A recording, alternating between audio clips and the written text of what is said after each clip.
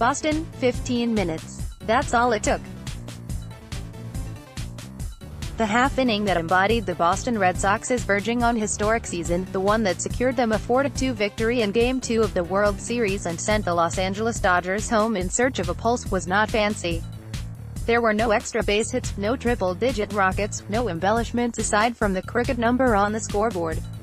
The beauty was its simplicity. And, of course, the 2-0 lead it gave the Red Sox. If this was indeed a send-off to the 38,454 who packed Fenway Park, it was proper. All year the Red Sox have preyed on the tiniest opening, feasted on the vulnerable. Even against the antitheses of weak this October, the already defeated, 100-win-plus New York Yankees and Houston Astros, and now the Dodgers, the Red Sox foraged for good pitches, fought for good plate appearances and strung together rally after rally. This is the anatomy of the latest, and maybe their best yet. We have a plan, man. Everybody follows the plan.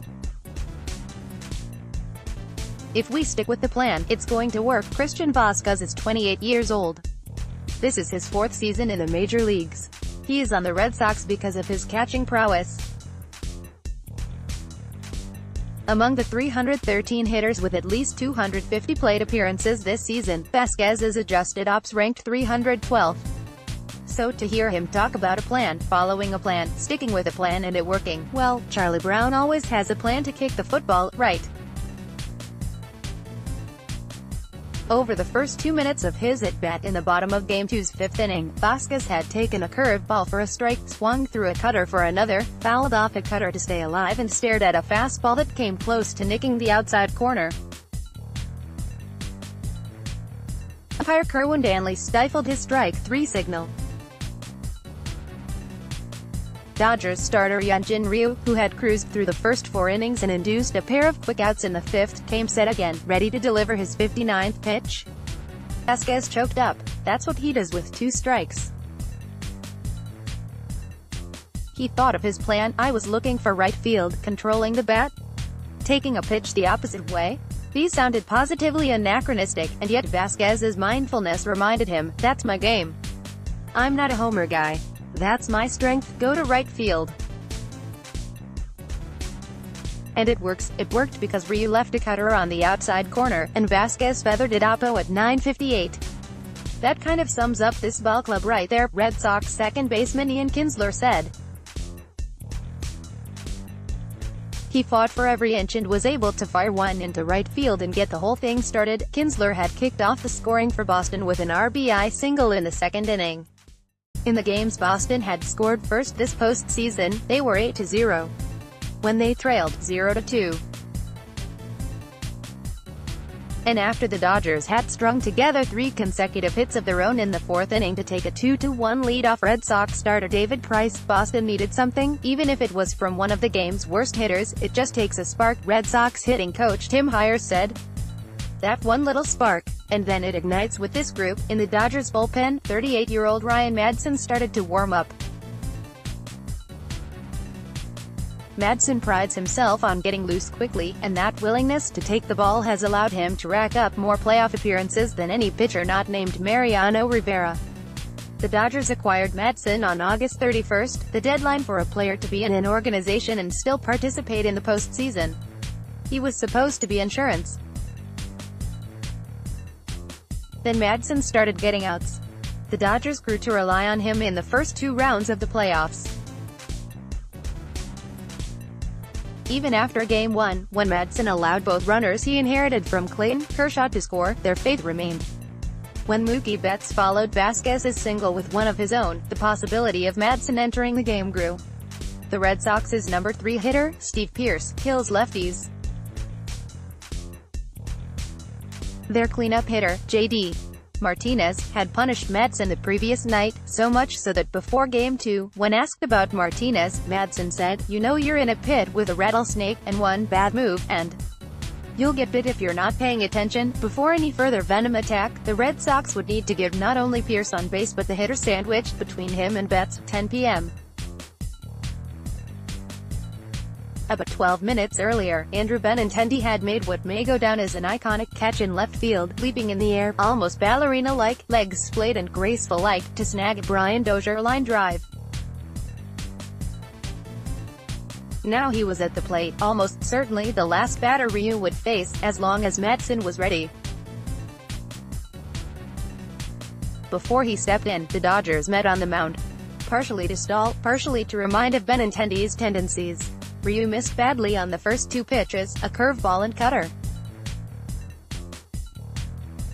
Benintendi then took a cutter for a strike and watched a curveball paint the inside corner. The count was even. Ryu was stepping off and on the mound, Benintendi doing the same. The fifth pitch was a ball. The count was full. Benintendi wasn't exactly sure what to expect. Ryu throws 5 pitches, fastball, curveball, slider, cutter and changeup, and is among the game's craftiest pitchers. He had punched out Benintendi in the first inning on a curveball.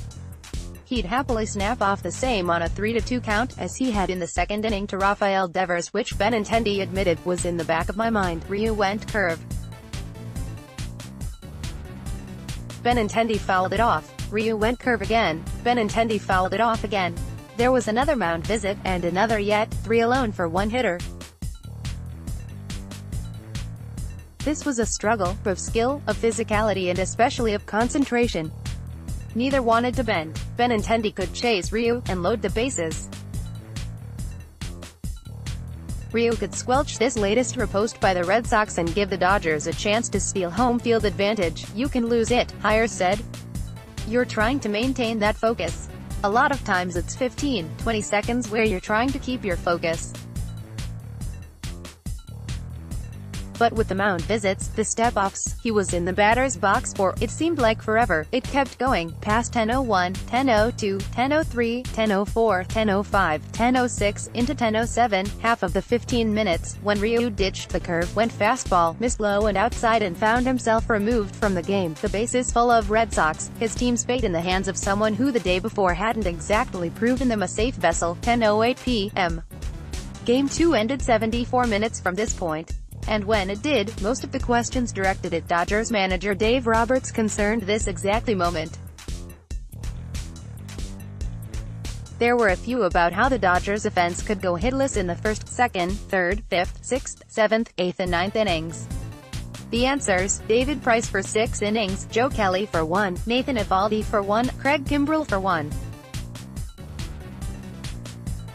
The former turned in another worthy playoff performance while the latter 3 unleashed 100 mph petrol to stymie the Dodgers. For the second night in a row, Brian Madsen struggled out of the bullpen for the Los Angeles Dodgers. Getty Images: before the Red Sox unleashed their Cerberus, Roberts went to his sigh of relief. He would later defend his choice to use Madsen with the bases loaded vociferously.